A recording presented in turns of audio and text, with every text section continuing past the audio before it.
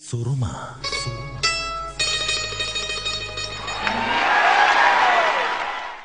ഒരാഴ്ചത്തെ നീണ്ട ഇടവേളയ്ക്ക് ശേഷം നാം വീണ്ടും കണ്ടുമുട്ടുകയാണ്.